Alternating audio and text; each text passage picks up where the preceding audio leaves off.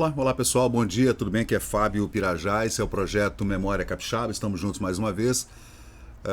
Calorão em Vitória, hein, gente? Agora são 9h30 da manhã, deixa eu ver, estamos em abril, mês de abril. Vamos ver como é que tá o tempo hoje aqui. 28 graus, até que tá razoável. 28, sensação de 32 agora. Tá não, tá razoável não, tá quente. Quente pra caramba. Mas vamos lá, eu vou trazer para vocês hoje aqui uma matéria que nós publicamos no Memória Capixaba. Deixa eu ver quando foi. Foi em 2021, dia 28 de dezembro de 21, que é a Exposição Universal Mundial, né, de Paris de 1889, do qual o Espírito Santo foi participante, né? Essas exposições internacionais, gente, eu vou trazer aqui para vocês essa exposição americana de 1876.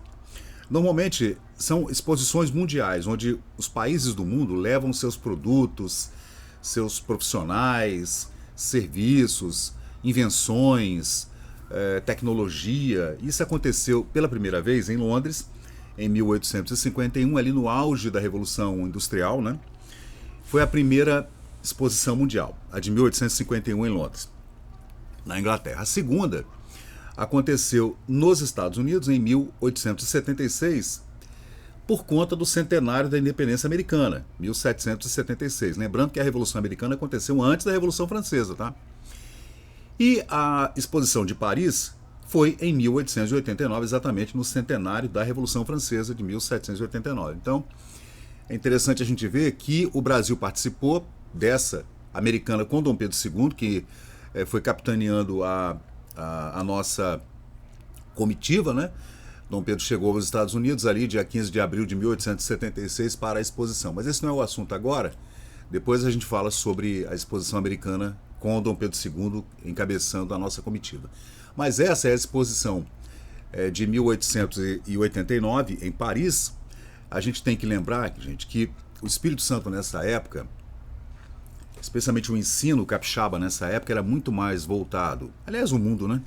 Era muito mais voltado às letras francesas do que, né, os Estados Unidos ainda não eram essa superpotência, era Londres e França. E essa briga toda que aconteceu entre entre Inglaterra e França durante, sei lá, 400 anos de guerra, né, gente? Desde as navegações, antes até das navegações, as grandes guerras e tudo, entre França e Inglaterra, né?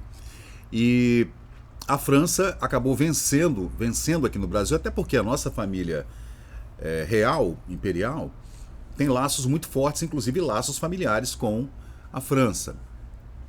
Então, eu, por exemplo, tive uma professora de canto orfeônico no Colégio Salesiano nos anos 70, que a formação dela era integralmente francesa, tanto de piano, de música e tudo, poesia, literatura. Ela nos ensinava a cantar a Marseillaise, que é o maravilhoso hino francês e tudo.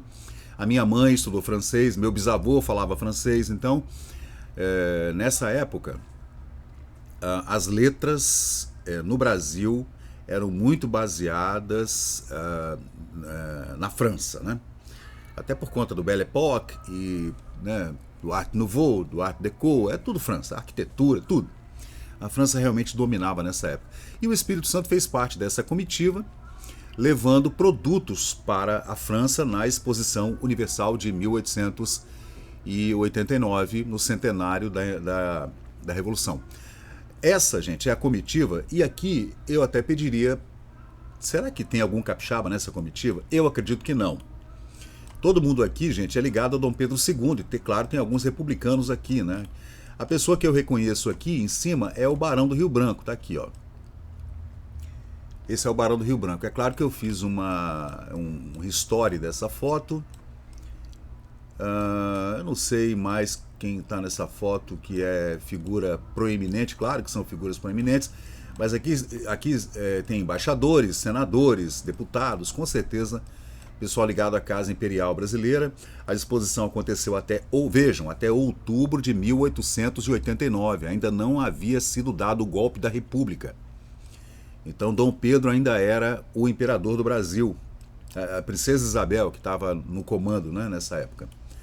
Ela assinou a Lei Áurea em 88, a exposição foi em 89. Eu não li aqui, eu não sei se Dom Pedro foi, ele estava doente nessa época, tanto que estava em viagem pela Europa, tanto que quem estava no comando do país era a princesa Isabel. E aqui eu reconheço mesmo o Barão do Rio Branco, que está aqui, e talvez o Quintino Bocaiúva, eu não tenho certeza, gente. Me ajudem aí. Mas de qualquer jeito, o interessante, é claro que não tem nenhum capixaba ali, eu não acredito, né? O Espírito Santo, infelizmente o Espírito Santo dessa época era só um ponto insignificante no mapa do Brasil, aliás, né? Deixa pra lá. Mas de qualquer jeito está dizendo que o Brasil foi notavelmente representado na Exposição Universal de Paris de 1889, onde o Espírito Santo, o nosso estado, na época era província, né, gente? Embora sem ostentar extravagância, se apresentou como portador de boas novas, um mensageiro sincero e bem intencionado, que, ao contrário daqueles motivados pelo egoísmo, não hesita em compartilhar seus tesouros. Você vê como é a pequenez de quem escreveu o texto. nós capixabas, estamos indo à Exposição de Paris de 1889 por conta da nossa sinceridade, da nossa boa intenção, porque a gente é gente boa e tal, não motivados pelo egoísmo que São Paulo, Minas e Rio de Janeiro vão, né? Pernambuco, Recife, com certeza, né? Nessa época o Recife era poderoso pra caramba, mas tudo bem.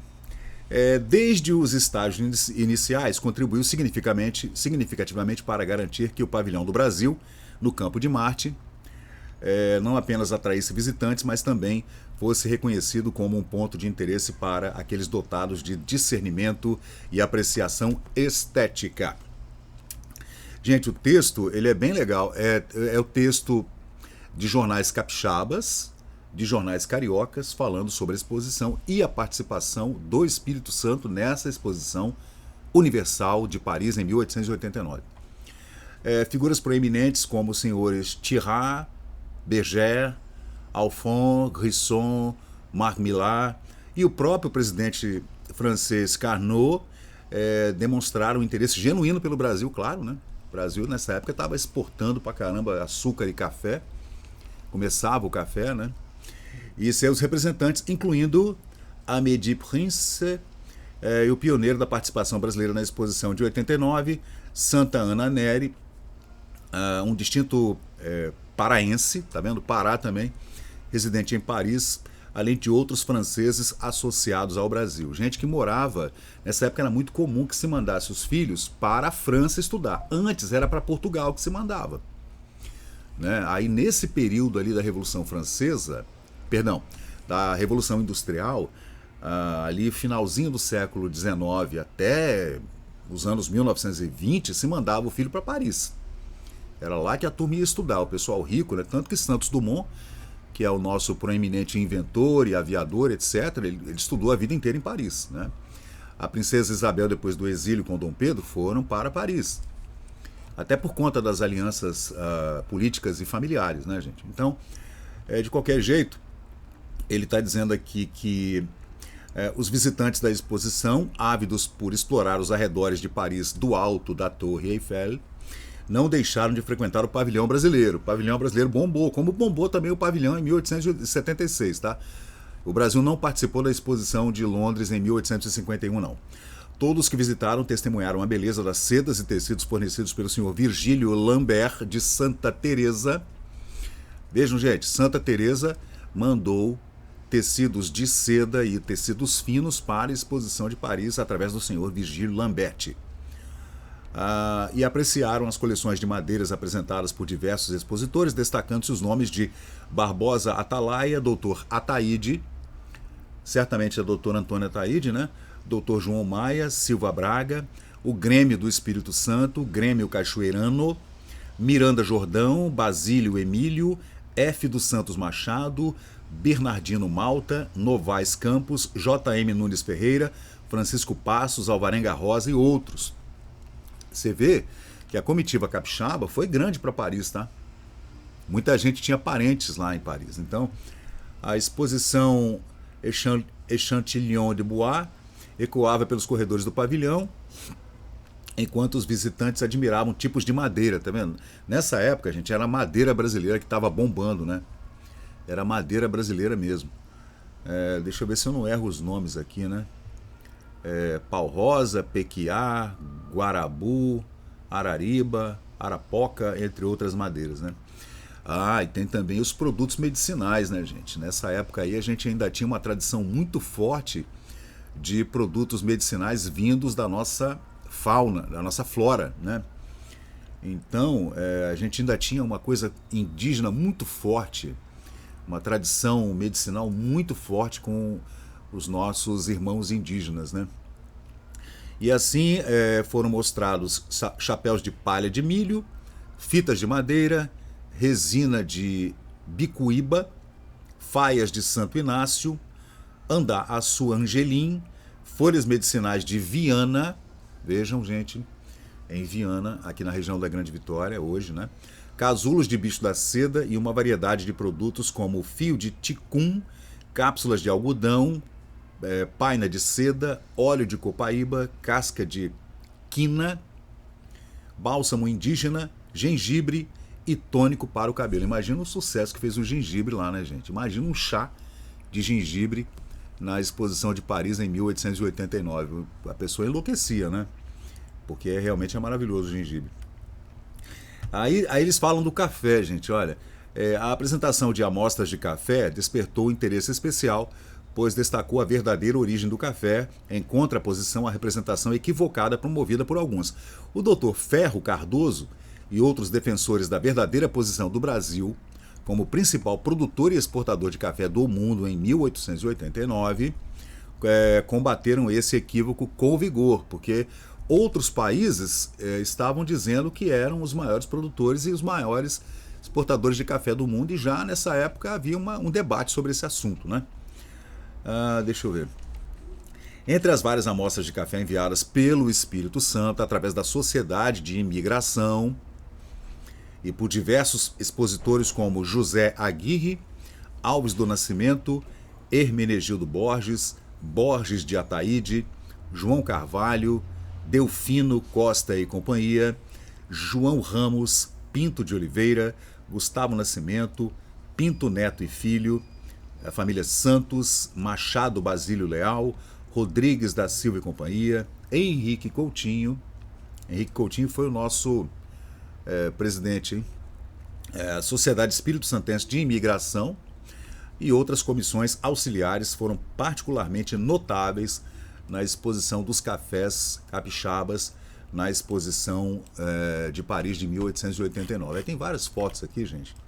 Tem essa foto, que é uma foto da comitiva brasileira na exposição, a comitiva da Princesa Isabel de Dom Pedro II, né? Aí tem os comitês na Rua Lafayette, que faziam a sala do comitê organizador do evento, né, da exposição, aí a base da Torre Eiffel, que foi, claro, a grande atração da exposição, né, gente? Todas essas fotografias, gente, estão lá na Brasiliana Fotográfica, em altíssima definição. Você abre a foto, você vê o rosto da pessoa lá. Nessa fotografia você consegue ver o rosto da pessoa, é incrível. Eles escanearam essas fotos, que são fotos maravilhosas, em altíssima definição, né? E o Brasil apresentou-se muito decentemente na exposição de Paris de 1889, e o Espírito Santo não se exibiu em luxuosas galas e rendilhados, apresentou-se como mensageiro de uma boa nova, indiscreto, bem intencionado, que ao contrário do silencioso por egoísmo, não faz sigilo dos bens que possui. Interessante, né? Esse é o texto da época, tá, gente?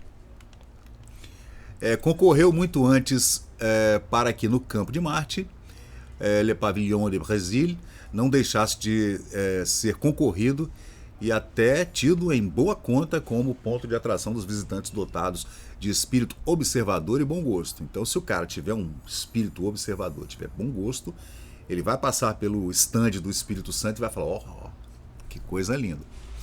Tudo bem, gente. A gente tem que se colocar na época, né? Antes da virada do século XX. Então, tudo tem uma aura mística aí da época lá antes na época do Império Brasileiro ainda, né? Visitantes da exposição sequiosos de sondar em Paris por um óculo lá de cima da Torre Eiffel não eram menos assíduos os visitantes do pavilhão brasileiro. Você vê que o pessoal estava muito concorrido a subida à Torre Eiffel, mas nem por isso os salões, né, de exposição estavam menos concorridos, né, gente? Então, deixa eu ver. Olha, o texto narra especificamente o nome de vários plantadores e agricultores brasileiros, capixabas especificamente, de Santa Teresa, o senhor Virgílio Lamberti, com mostras de tecidos, né, como cedo, como eu já falei, e também os nossos cafés e ainda as plantas medicinais vindas de Viana, né? Aí fala das árvores também, né, muitas madeiras, né? Deixa eu ver o que mais aqui. Espírito Santo ao Brasil, respondia-se-lhes e muitos tomavam notas instrutivas. Você vê? Espírito Santo do Brasil, era assim que era chamado o nosso stand. Infelizmente não há fotos, tá, gente? Não há fotos. É uma pena, né? E deixa eu ver o que mais temos aqui nessa matéria.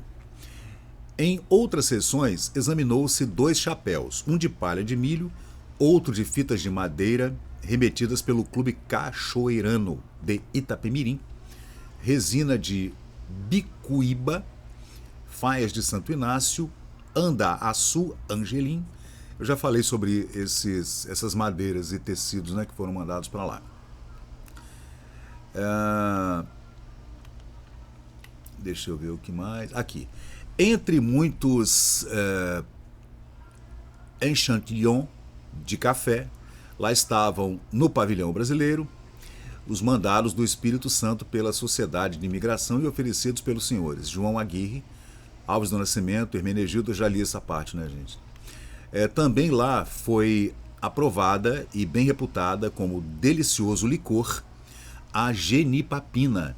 Olha que interessante, meu avô amava, meu avô Joaquim toda noite tomava uma genipapina, até hoje eu amo também.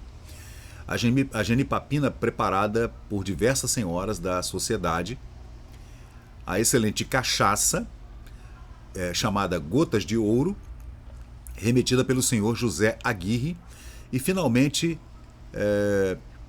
os grãos das plantas, de que foram expositores os senhores João Ribeiro, que remeteu uma castanha indígena, e João Maia, que enviou o grande número de exemplares de plantas medicinais e não medicinais, aquelas que a gente consegue fazer bebeduras e também licores, etc. E foram distribuídos alguns prêmios de encorajamento para que as pessoas experimentassem, né? Porque, imagina, o cara está em Paris ali, aí chega uma canequinha, o cara te oferece para você provar uma coisa que veio das matas indígenas, né, do Brasil, você vai ter medo, né? Então tinha prêmio para quem experimentasse, né?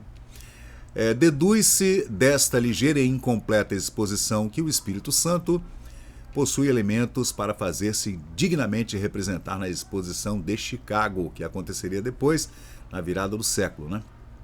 Quem escreveu esse texto foi E. Coutinho, né, falando sobre a participação do Espírito Santo na exposição Universal de Paris em 1889, no centenário da Revolução Francesa, e ainda mostrando para o mundo a magnífica Torre Eiffel, que depois das pirâmides do Egito, especialmente a pirâmide de Khufu, de Quéops, foi o maior edifício do mundo durante muitos anos, né? Então, gente, é isso aí. Esse é mais um vídeo aqui do canal do Memória Capixaba. Eu sou o Fábio Pirajá e a gente está sempre trazendo essas pesquisas, essa de 2021, e aí, novamente, a fotografia da nossa comitiva, a comitiva do Brasil, na exposição de Paris de 1889, no centenário da Revolução. Agora, depois eu vou trazer para vocês, claro, a exposição de 1876. Ainda cabe uma pesquisa para saber se o Espírito Santo participou dessa exposição. Eu acredito que não. É a exposição que foi encabeçada pelo imperador Dom Pedro II e sua comitiva, né? E eu vou trazer em outro vídeo aqui no canal. Gente, se estiver gostando, por favor, deixa um like, se inscreve no canal. A gente está tocando esse projeto aqui do Memória com Memórias do Espírito Santo desde 1500, no descobrimento do Brasil, de forma voluntária. Se você puder, pelo menos, comentar, né? Deixar um like, se inscrever no canal. Se não estiver gostando também, não tem problema, deixa lá um comentário dizendo o que está ruim, o que a gente pode melhorar, e nós seguiremos nesse caminho. Valeu, gente, muito obrigado e até a próxima. E chegamos ao final de mais um vídeo aqui do Memória Capixaba. E se você curtiu o conteúdo, por favor, deixe seu like, compartilhe aqui o nosso canal e inscreva-se para mais novidades. Até a próxima e muito obrigado por participar aqui do Memória Capixaba.